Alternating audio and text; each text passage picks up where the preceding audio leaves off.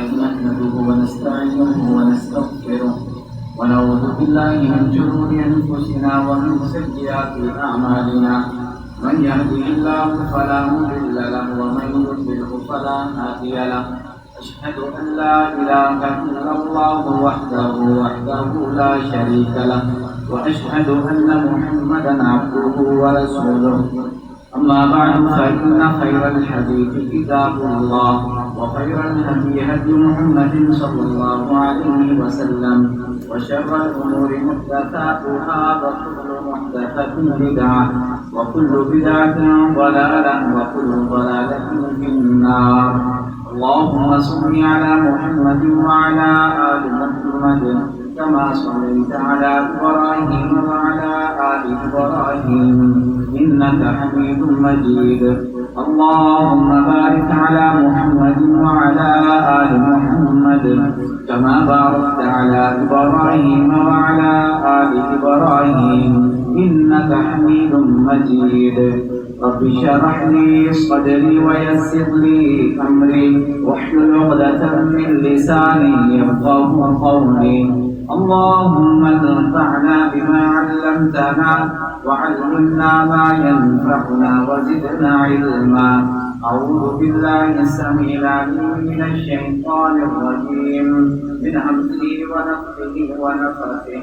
بسم الله الرحمن الرحيم. ومن أعرض عن ذكري فإن له معيشة ضنكا ونحشره يوم القيامة أعمى قال رب لم حشرتني أعمى وقد كنت بصيرا.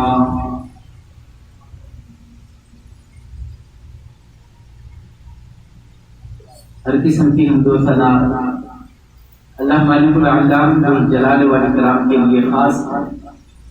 وہ اللہ رب الجلال جو اکیلا اس ساری کائنات کا خالق مالک اور رازق ہے. وہ وحدہ لا شریک اکیلا اس کائنات کے نظام کو چلاتا ہے.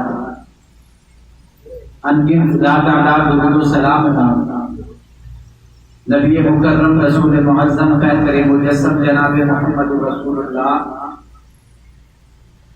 صلی اللہ علیہ وسلم کی ذات گرامی پر، آپ کی آل پر، آپ کے صحابہ پر اور آپ کی امت پر.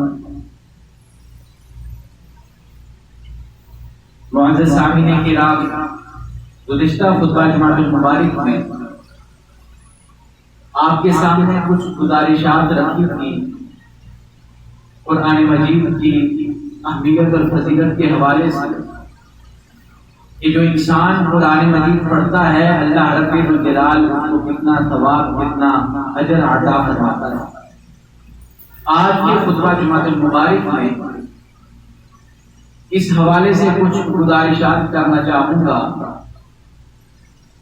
کہ جو انسان قرآن سے قطع تعلقی کر کے زندگی گزارتا ہے، جو انسان قرآن سے دور رہ کر زندگی گزارتا ہے، وہ کتنا بدنصیب انسان ہے. اور حقیقت میں وہ انسان قرآن سے دور ہونے کی وجہ سے جنت سے بھی دور ہوتا ہے. اللہ رب الجلال نے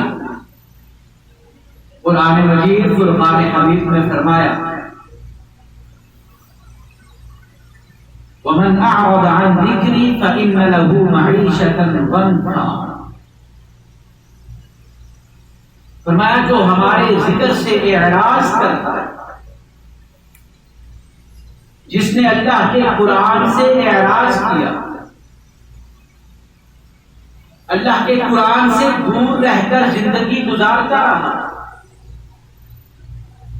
فَإِنَّ لَهُ مَعِيشَةً ضَنكًا، اللہ رب الجلال اس کی معیشت کو تنگ کر دے. اب یہاں مفسرین کہتے ہیں معیشت سے مراد قبر کی زندگی ہے. بعض نے کہا اس سے مراد دنیا کی زندگی ہے. دنیا بھی اس پر تنگ ہو جائے گی. دنیا تنگ کیسے ہوگی کہ بے چین رہے گا دنیا میں، اس کو سکون نہیں ہوگا، اربوں اور خربوں کا مالک ہے، اس کے باوجود بھی زندگی میں اس کو اطمینان نصیب نہیں. کس وجہ سے؟ کہ قرآن سے دور رہ کر وہ زندگی گزارتا ہے۔ وَنَحْشُرُهُ يَوْمَ الْقِيَامَةِ أَعْمَى، قیامت والے دن اس کا حشر یہ ہوگا کہ اس کو اندھا کر کے اٹھایا جائے گا۔ اللہ اکبر، وہ بے بس ہو جائے گا، لاچار ہو جائے گا اور کہے گا اے اللہ لما حشرتنی اعمی، مجھے اندھا کر کے کیوں اٹھایا گیا؟ وقد كنت بصیرا، میں تو دیکھنے والا تھا، میرے ساتھ ایسا معاملہ کیوں ہوا؟ اور نبی کائنات جناب محمد رسول اللہ صلی اللہ علیہ وسلم نے فرمایا کہ اس انسان کی زندگی جو اللہ کے ذکر سے دور ہو کر، اللہ کے قرآن سے دور ہو کر زندگی گزارتا ہے، وہ قبر میں بھی تنگی کا شکار ہوگا، قبر میں تو اس کو اطمینان نصیب نہیں ہوگا۔ امام بخاری صحیح بخاری میں حدیث نقل فرماتے ہیں، انس رضی اللہ تعالیٰ بیان فرماتے ہیں کہ نبی کائنات جناب محمد رسول اللہ صلی اللہ علیہ وسلم نے فرمایا العبد اذا وضع فی قبره، کہ جب انسان کو اپنی قبر میں رکھا جائے، اب اس کے اہل و عیال، اس کے گھر والے، دوست احباب قبر میں اتار کر واپس چلے جائیں،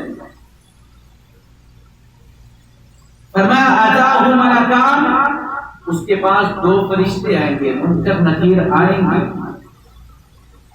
فقعداه فیقولان له، اس کو بٹھائیں گے، آپ اس سے پوچھیں گے، اس سے کہیں گے، اس سے سوال کریں گے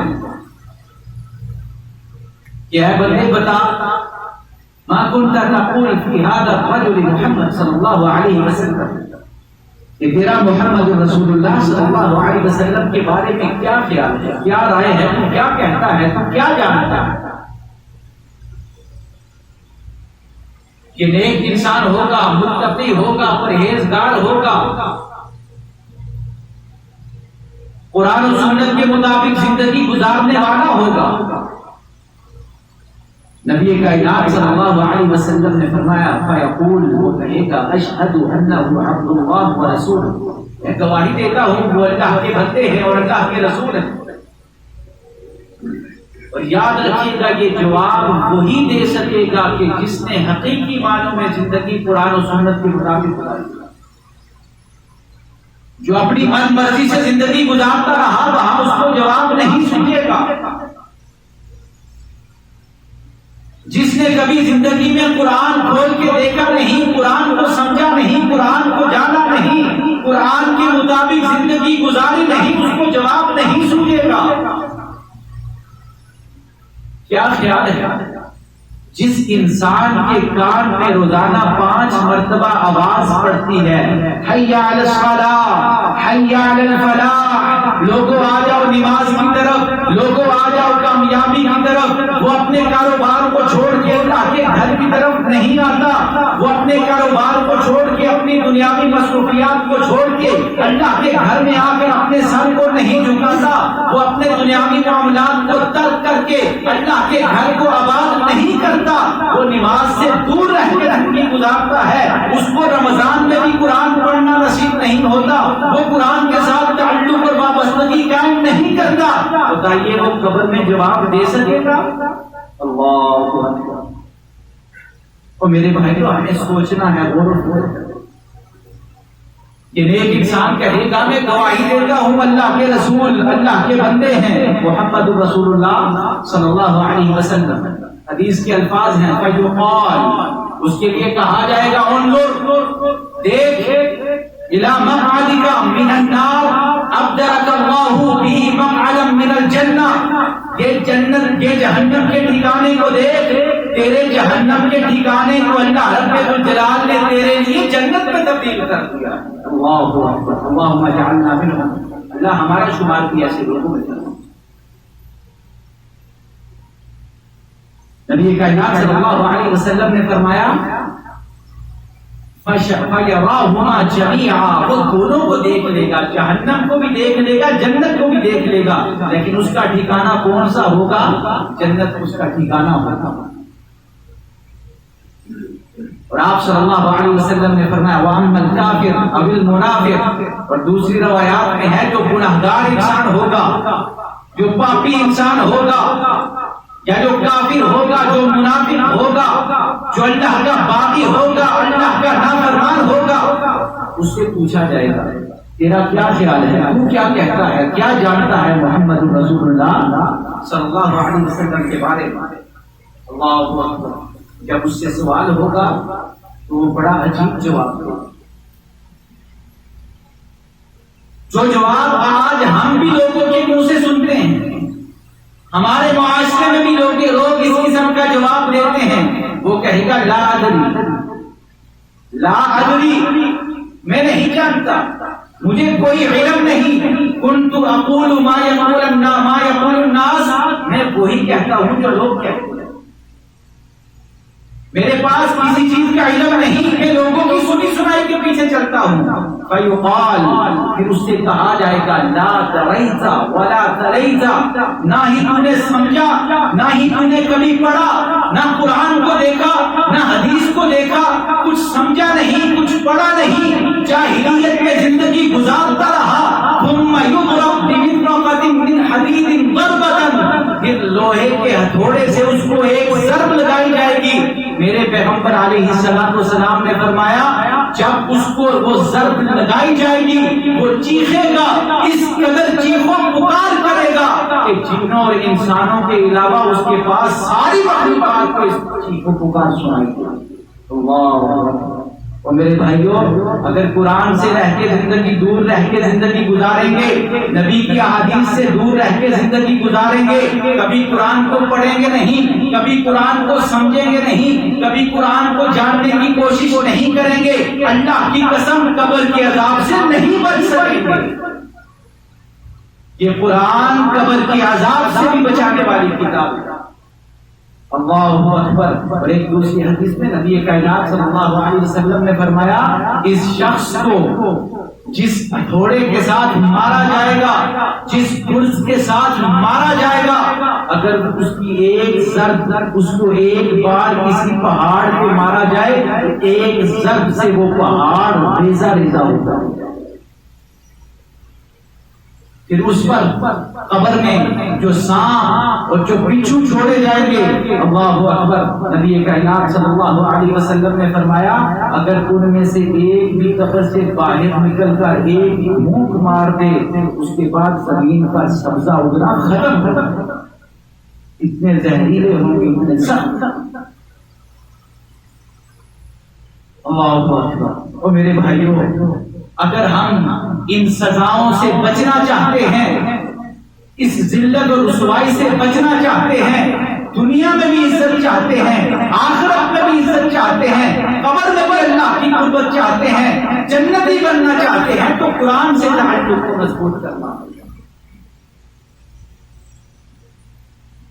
فرمایا وَنَحْشُرُهُ يَوْمَ الْقِيَامَةِ أَعْمَىٰ، یہ ذلت صرف قبر میں نہیں بلکہ قیامت والے دن بھی اسی طرح ذلت کی حالت میں لوگوں کو اٹھایا جائے۔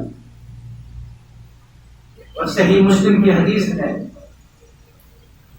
حضرت عمر رضی اللہ تعالیٰ بیان فرماتے ہیں، حدیث نمبر 1897 کہ نبی کائنات صلی اللہ علیہ وسلم نے فرمایا ان اللہ یرفع بهذا الكتاب اقواما ويضع به آخرین، کہ لوگوں اس قرآن کی وجہ سے اللہ رب الجلال نے بہت سی قوموں کو عروج بخشا، عزت بخشی، مقام بخشا، رتبہ بخشا، شان بخشی، عزت بخشی۔ اور یہی قرآن ہے کہ جنہوں نے اس قرآن کو چھوڑ دیا اللہ رب الجلال نے ان کو دنیا میں بھی ذلیل اور رسوا۔ کیا خیال ہے کہ آج مسلمانوں کی ذلت اور رسوائی کا بہت بڑا سبب یہ نہیں کہ وہ لوگ قرآن سے دور ہیں، ہم لوگوں نے قرآن سے وابستگی کو ختم کر دیا۔ اور میرے بھائیوں، نبی کائنات صلی اللہ علیہ وسلم نے اپنی زبان نبوت سے گارنٹی پیش کی تھی، فرمایا لوگوں، ابو ہریرہ رضی اللہ تعالی عنہ حدیث کے راوی ہیں، مستدرک حاکم کی حدیث 2937 حدیث نمبر، فرمایا لوگوں انی ترکت فیکم شیئین، میں تمہارے درمیان دو چیزیں چھوڑ کے جا رہا ہوں، دو چیزیں۔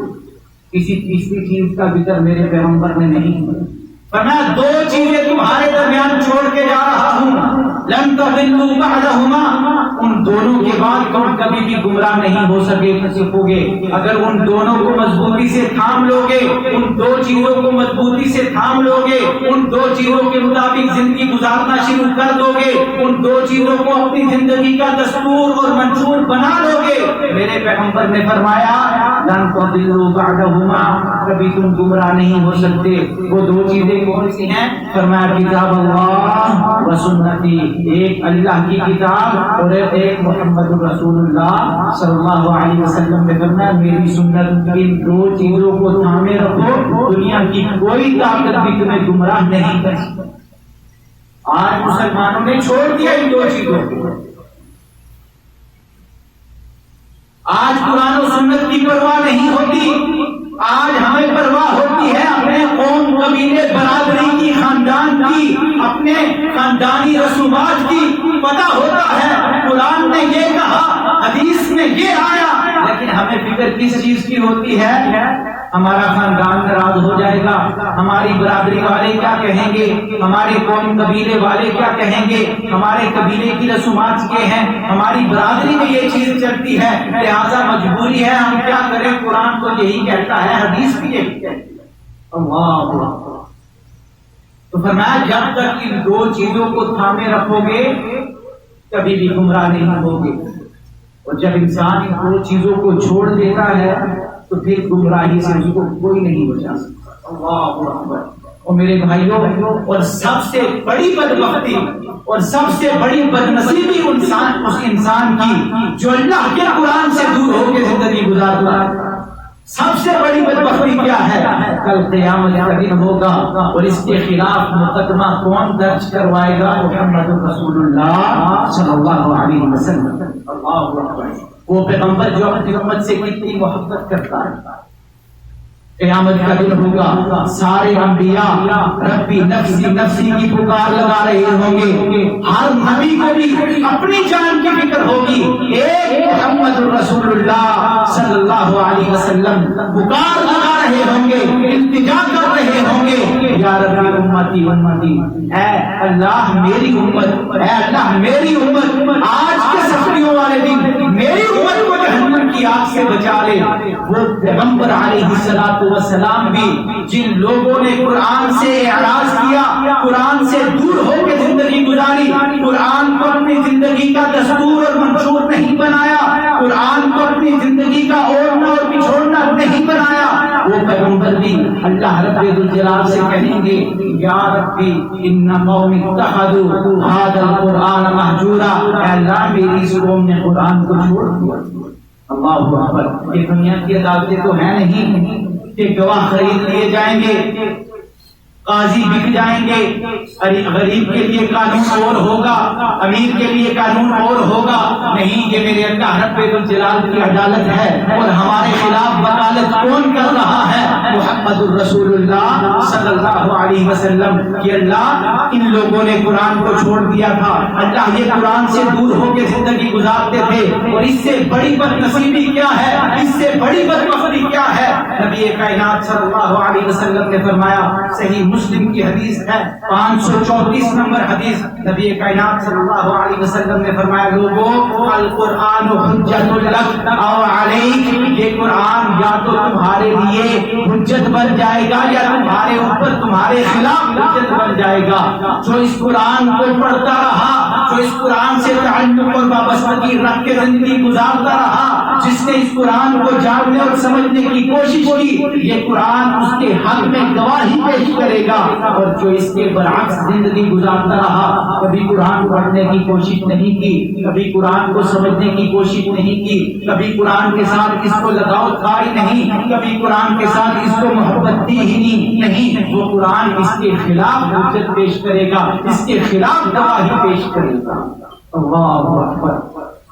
ایک دوسری حدیث میں ابن حبان کی حدیث 33 حدیث نمبر ہے، نبی کائنات صلی اللہ علیہ وسلم نے فرمایا کہ قرآن سفارش کرے گا، اس کی سفارش قبول کی جائے گی۔ یہ بندے کے حق میں سفارش کرے گا، یہ جھگڑا کرے گا، اپنی بات کو منوائے گا، یہ اللہ رب الجلال کے سامنے جھگڑا کرے گا، اپنی بات کو منوائے گا۔ اللہ اس کا تعلق میرے ساتھ تھا، اللہ یہ میرے ساتھ محبت کرنے والا تھا، اللہ یہ میرے ساتھ لگاؤ رکھنے والا تھا، اللہ اس نے زندگی کا دستور اور منشور مجھے بنا دیا تھا، یہ میرے ساتھ بڑی محبت کیا کرتا تھا، اس نے اپنا امام اور پیشوا مجھے بنا دیا تھا۔ اللہ رب الجلال اس کی سفارش کو قبول فرمائے گا۔ اللہ اکبر۔ نبی کائنات صلی اللہ علیہ وسلم نے فرمایا یہ ایسے شخص کو جنت میں لے جائے گا، اور جو شخص قرآن سے دور رہ کے زندگی گزارتا رہا یہ اس کو جہنم میں لے کے چلا جائے گا۔ اور میرے بھائیوں، ہمیں کسی دوسرے سے پوچھنے کی ضرورت نہیں، ہم اپنے بارے میں خود بہتر جانتے ہیں۔ اپنے ضمیر سے سوال کریں کہ کیا ہمارا قرآن کے ساتھ ایسا تعلق ہے کہ یہ قرآن قیامت والے دن ہمارے لیے اللہ کے سامنے سفارشی بن کے آ جائے؟ یہ قرآن ہمارے حق میں اللہ سے اپیل کرے، درخواست کرے، اے اللہ رب الجلال اس کو جنت کا داخلہ نصیب کروا؟ کیا ہمارا قرآن کے ساتھ ایسا تعلق ہے؟ اگر ہے تو الحمدللہ، اگر نہیں تو میرے بھائیوں ہمیں قرآن سے تعلق مضبوط کرنا ہوگا۔ ہمارا تعلق قرآن کے ساتھ آج رہ گیا تو کس لیے؟ ہم نے قرآن کو استعمال کیا کس لیے؟ رسموں کے لیے۔ قرآن کو استعمال کیا کس لیے؟ قسموں کے لیے۔ ہم نے قرآن کو استعمال کیا کس لیے؟ کوئی مر جائے تو اس کی میت پر وہ چادر بچھا دیں جس چادر پر آخری 4 کل لکھے ہیں، آیت الکرسی لکھی ہے، قرآنی آیات لکھی ہیں۔ ہم سمجھتے ہیں وہ یہ عمل کرنے سے قرآن کی برکت سے بخشش ہو جائے گی، اس کو قبر کے عذاب میں کمی ہو جائے گی، اس کو اللہ رب الجلال اس پر اپنا رحم کرے گا۔ نہیں میرے بھائیوں، جس انسان نے ساری زندگی کبھی قرآن اٹھا کے دیکھا نہیں، کبھی قرآن کے ساتھ تعلق قائم نہیں رکھا، اللہ کی قسم 1 نہیں 10 چادریں بھی پورا قرآن لکھ کے اس کے اوپر بچھا دو، اس کی بخشش نہیں ہوگی۔ بخشش تب ہوگی جب میرا رب چاہے گا، جب اس کا تعلق قرآن کے ساتھ۔ اللہ اکبر۔ اور میرے بھائیوں، آئیے اس بات کا عہد کریں کہ ہم نے قرآن کے ساتھ تعلق کو مضبوط کرنا ہے۔ ہم قرآن کو سمجھنے کی کوشش کریں گے، قرآن کو جاننے کی کوشش کریں گے۔ اللہ کی قسم اس میں ہماری کامیابی ہے، اس میں ہماری نجات ہے، اور صرف آخرت کی نجات نہیں دنیا کی بھی کامیابی اس لیے کہ ہمارا تعلق قرآن کے ساتھ ہے۔ اللہ رب الجلال سے دعا ہے، اللہ رب الجلال ہمیں قرآن و سنت کے مطابق زندگی گزارنے کا توفیق عطا فرمائے۔ اللہ رب الجلال اس قرآن کو قیامت والے دن ہمارے حق میں ہمارا سفارشی بنائے۔ اللہ رب الجلال امت مسلمہ کے حال پر رحم فرمائے، اللہ پریشان حالوں کی پریشانیاں دور فرمائے، اللہ تندرستوں کی تندرستیاں دور فرمائے، اللہ رب الجلال امت کو کرونا کی وبا سے بچائے، اللہ ہمیں اس مصیبت سے، اس آزمائش سے نکال دے۔ قل قولی ھذا استغفر اللہ لی ولکم ولسائر المسلمین۔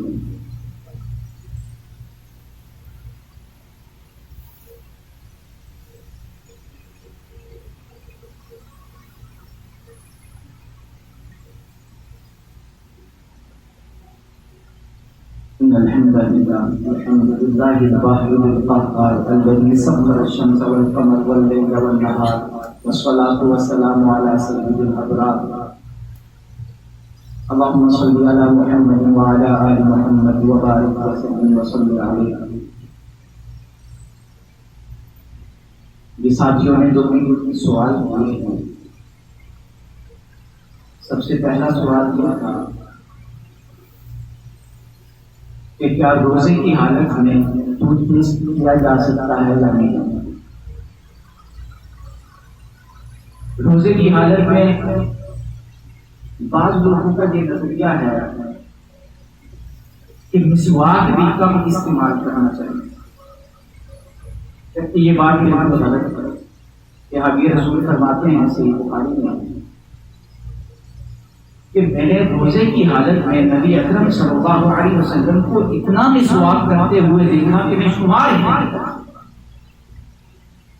اور آپ دیکھتے ہیں کہ مسواک کی مختلف قسمیں ہیں اور بعض مسواک ایسے ہیں کہ جن کا انتہائی سخت ذائقہ ہوتا ہے، بہت زیادہ ٹیسٹ انسان محسوس کرتا ہے، اس لیے روزے کی حالت میں مسواک کر سکتے ہیں اور ٹوتھ پیسٹ بھی روزے کی حالت میں کر سکتے ہیں، لیکن اس میں احتیاط کرنی ہے کہ دھوپ آپ نگلے نہ، گلے کے اندر نہ لے جائیں، لہٰذا ٹوتھ پیسٹ بھی کر سکتے ہیں۔ زیادہ بہتر عام روٹین میں بھی یہی ہے کہ انسان مسواک کرے، لیکن ٹوتھ پیسٹ کرنے سے روزہ انشاءاللہ نہیں ٹوٹے گا، فاسد نہیں۔ دوسرا سوال کہ کیا فطر کی نماز کے بعد کوئی نماز پڑھ سکتے ہیں؟ صحیح بخاری میں حدیث ہے، نبی اکرم صلی اللہ علیہ وسلم نے فرمایا کہ رات کی آخری نماز فطر، اس لیے رات کی آخری نماز فطر کرنی چاہیے، لیکن اس سے ہرگز یہ مراد نہیں کہ انسان اس کے بعد نماز نہیں پڑھ سکتا۔ ابن خزیمہ، غالباً ابن خزیمہ کی حدیث ہے، میرے ذہن سے نکل گیا، لیکن نبی اکرم صلی اللہ علیہ وسلم نے اس حدیث سے بالکل یہ واضح ہوتا ہے کہ فطر کی نماز کے بعد بھی 2 رکعت پڑھی جائے، لہذا اگر کوئی پڑھنا چاہے تو ہم اس کو منع نہیں کر سکتے، اس کو غلط نہیں کہہ سکتے، لیکن زیادہ بہتر یہ ہے کہ رات کی آخری نماز جو نبی اکرم صلی اللہ علیہ وسلم نے حکم دیا، صحیح بخاری کی حدیث ہے کہ فطر اگر کوئی فطر کے بعد پڑھ لیتا ہے تو اس میں کوئی حرج نہیں، کوئی قباحت نہیں، وہ پڑھ سکتا۔ اس کا سوال تھا کہ کیا ٹی شرٹ میں نماز ہو سکتی ہے؟ اس دن دوست کہنے لگے ہم بڑے پریشان ہیں، ہمیں کسی نے کہا کہ ٹی شرٹ میں نماز نہیں ہو سکتی۔ میرے بھائیوں یاد رکھیے گا، کسی بھی مکتبہ فکر کے نزدیک، یہ بات میں اس لیے کر رہا ہوں کہ آج کل یہ بھی بڑی بیماری ہے کہ کسی کو کوئی مسئلہ بتایا جائے تو لوگ سوچتے ہیں پتہ نہیں یہ کون سے مسئلہ سے تعلق رکھتے ہیں، چاہے قرآن کی دلیل دی جائے یا نبی کی حدیث سنائی جائے پھر بھی لوگ مطمئن نہیں ہوتے، ہم تو حنفی ہیں، ہم شافعی ہیں، ہم مالکی ہیں، ہم فلاں ہیں، ہم فلاں ہیں، جبکہ کلمہ محمد رسول اللہ صلی اللہ علیہ وسلم کا پڑھا ہے، ان کی بات آ جائے تو یہ تو سارے ائمہ بھی کہہ کے چلے گئے کہ لوگوں جب ہماری بات اس کے مقابلے میں نبی کی حدیث آ جائے، اذا صح الحدیث فهو مذہبی، جب صحیح حدیث آ جائے تو وہی ہمارا مذہب ہے، ہماری بات کو چھوڑ دو۔ کسی بھی مکتبہ فکر، دیوبندی، بریلوی، اہل حدیث، شیعہ، کسی بھی مکتبہ فکر کے نزدیک ٹی شرٹ میں نماز پڑھنا جائز ہے، اس میں کسی قسم کی کوئی کباہت نہیں۔ صحیح بخاری میں ہے، آپ صلی اللہ علیہ وسلم نے فرمایا کہ شولڈر آپ کے کور ہونے چاہیے، شولڈر ننگا ہو تو نماز نہیں ہوگی۔ اگر کوئی مجبوری ہے، کسی ایسی مصیبت میں پھنس کے کہ شولڈر ننگا ہے، کپڑا آپ کے پاس موجود نہیں، تو پھر اس صورت میں بھی نماز ہو جائے گی، لیکن نارمل حالت میں شولڈرز کور ہوں تو نماز ہو جاتی ہے، اس میں ذرا برابر بھی کوئی حرج نہیں۔ ہمارا مسئلہ یہ ہے کہ ہم جو چیز زیادہ ضروری ہوتی ہے اس کو چھوڑ دیتے ہیں، غیر ضروری چیزوں کے پیچھے پڑ جاتے ہیں۔ نبی اکرم صلی اللہ علیہ وسلم نے ٹخنے ننگے رکھنے کا حکم اور وعید سنائی کہ وہ حصہ جہنم کی آگ میں جلے گا جو ننگا نہیں ہوگا، جو ٹخنوں کے اوپر ہوگا، جہنم کی آگ میں جلنے کی وعید سنائی۔ اس کے بارے میں کبھی کوئی نہیں کہے گا کہ یہ نماز کی حالت میں ٹخنے کیوں ننگے نہیں کیے، تمہاری نماز نہیں ہوگی، یہ نہیں ہوگا، وہ نہیں ہوگا۔